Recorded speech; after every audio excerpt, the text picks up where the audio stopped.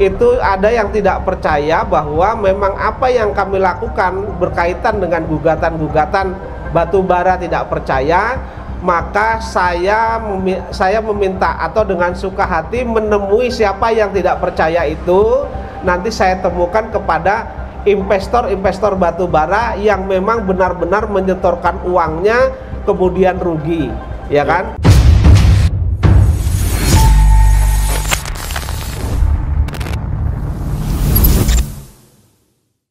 Ya, bismillahirrahmanirrahim. Assalamualaikum warahmatullahi wabarakatuh. Kembali lagi bersama channel kami, Cahaya Islam. Saya sendiri Khalid Al-Walid di belakang kamera. Kami bertemu Pak Zaini di Madiun ini ya Pak Zaini. Betul, betul. Ya.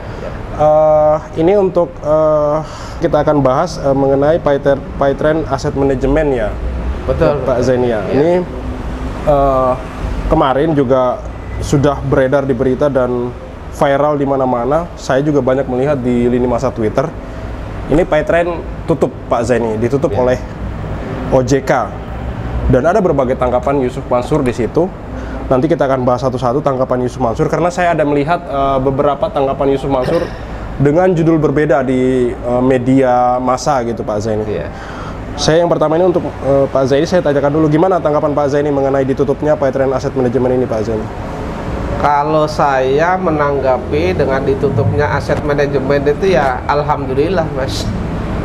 Ya alhamdulillah itu ditutup kan begitu.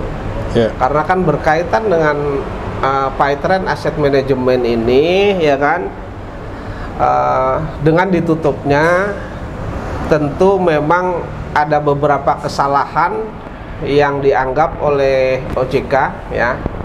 Oleh OJK menyalahi aturan. Kalau tidak salah ada 8 poin itu kalau tidak salah ya. Yang mana hal-hal tersebut tidak terpenuhi lah begitu. Tetapi bagi saya yang pernah menjadi investornya Yusuf Mansur, saya alhamdulillah dengan ditutupnya ini artinya tidak akan ada korban berkaitan dengan Paytrend Asset Management itu.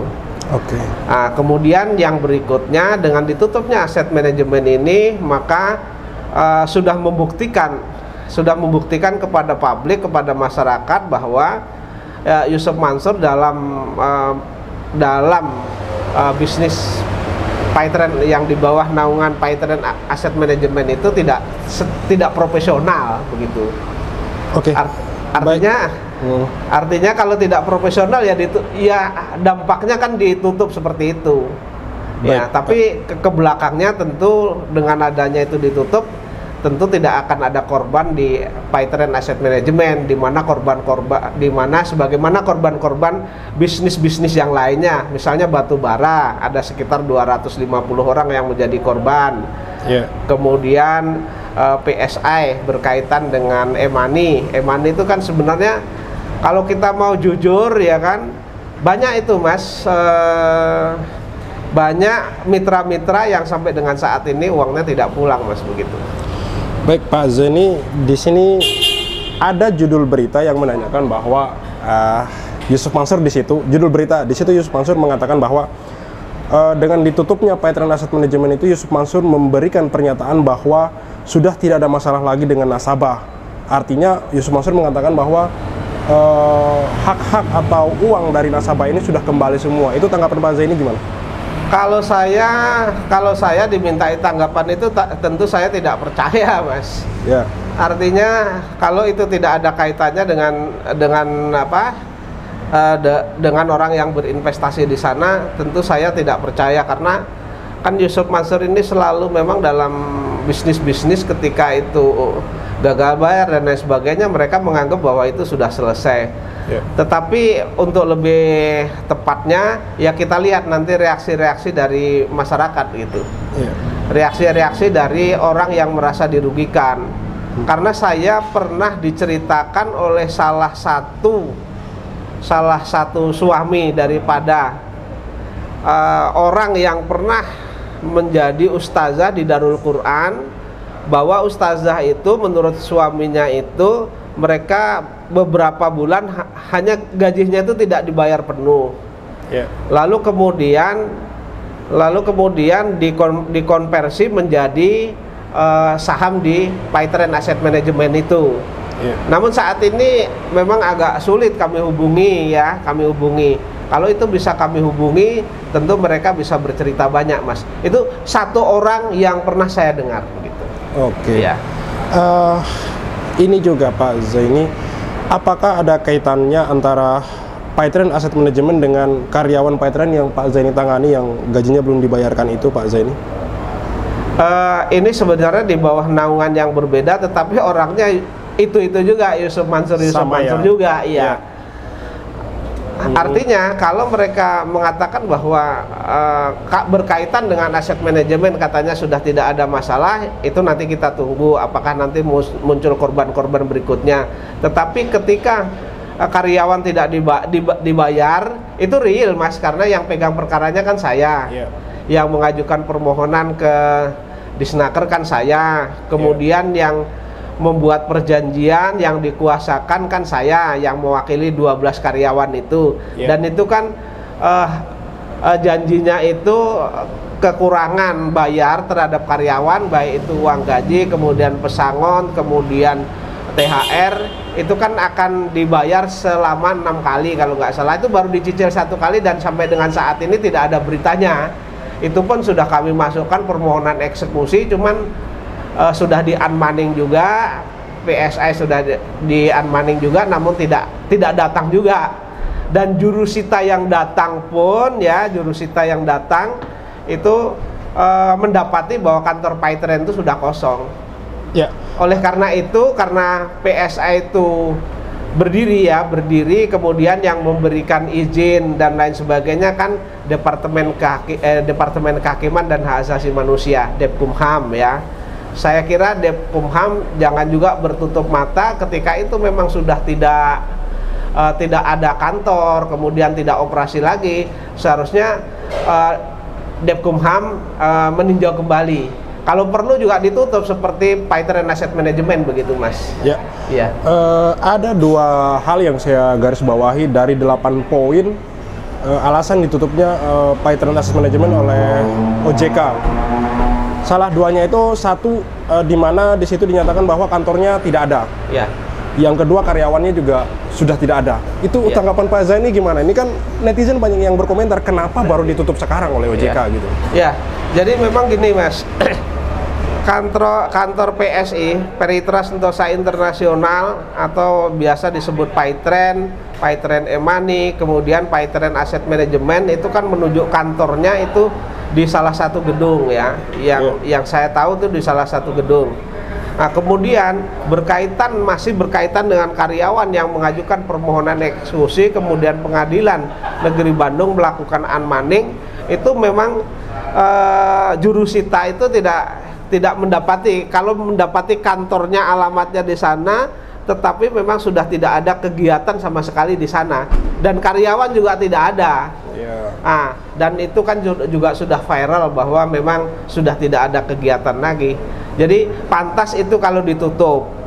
Walaupun OJK menutup itu menurut saya sudah agak terlambat ya, Mas ya. Tapi kita masih bersyukur alhamdulillah bahwa itu ditutup gitu loh. Artinya OJK juga menunjukkan bahwa berkaitan dengan kekuasaannya itu mereka mampu menutup PayTrend Asset Management yang memang kantornya tidak ada, kemudian karyawan yang menjalankan tugas-tugas itu tidak ada. Perlu kita syukuri juga walaupun agak terlambat gitu. Baik, Pak Zaini Mustafa, saya ingin minta tanggapannya mengenai kan kemarin kita dikatakan ini hanya membuat konten. Pak Zaini Mustafa juga sendiri dibilang cuma mencari panggung gitu kan.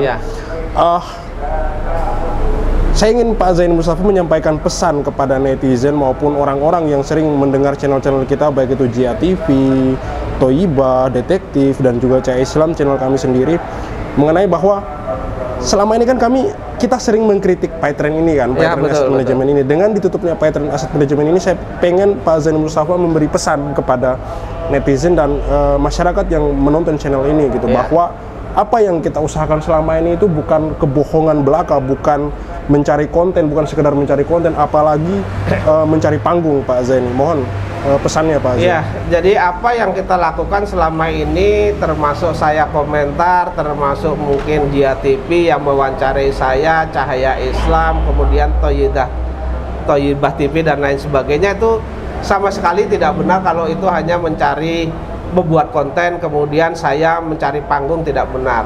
Sekarang kan faktanya ya, ini ada fakta yang sudah nyata, OJK kan menutup Paytrend Asset Management. Yeah. Kemudian kalau netizen itu ada yang tidak percaya bahwa memang apa yang kami lakukan berkaitan dengan gugatan-gugatan batu bara tidak percaya, maka saya meminta atau dengan suka hati menemui siapa yang tidak percaya itu, nanti saya temukan kepada investor-investor batu bara yang memang benar-benar menyetorkan uangnya kemudian rugi, ya kan? Dan ada beberapa orang yang sampai dengan yang pada waktu investasi itu menjual rumah lalu sampai dengan saat ini tidak punya rumah. Dan ada juga marbot yang minjam sapi dari saudaranya untuk berinvestasi, kemudian karena investasi itu tidak kembali lalu mereka mengangsur, itu ada. Jadi saya bisa mempertemukan orang yang tidak percaya, tapi serius ya. Ini sampaikan kepada saya di mana alamatnya, kemudian apa identitasnya, kemudian mereka tidak percaya itu kan, itu nanti kita pertemukan. Kita pertemukan dengan investor-investor yang memang pernah dirugikan oleh Yusuf Mansur begitu. Baik. Yang di usaha yang digawangi oleh Yusuf Mansur ya, yang diinisiasi oleh Yusuf Mansur. Terutama di 2009 itu adalah bisnis batu bara yang terjadi di kota wisata. Dan ini akan saya gaungkan terus sampai dengan perjuangan ini berhasil. Yusuf Mansur mau mengembalikan, baik itu secara persuasif maupun dipaksa nanti oleh pengadilan, harus mengembalikan uang investor batu bara itu gitu. Siap. Ya. Oke, untuk sesi pertama kita membahas Paytrend, ditutupnya Paytrend ini, dan saya sudah meminta tanggapan dari Pak Zaini Mustafa, dan saya sepakat dengan apa yang dikatakan oleh Pak Zaini Mustafa. Untuk sesi pertama cukup sekian dari saya, pertanyaan dari saya tentang Paytrend Pak Zaini. Saya Khalid Al-Walid dari Cahaya Islam. Assalamualaikum warahmatullahi wabarakatuh. Waalaikumsalam warahmatullahi wabarakatuh.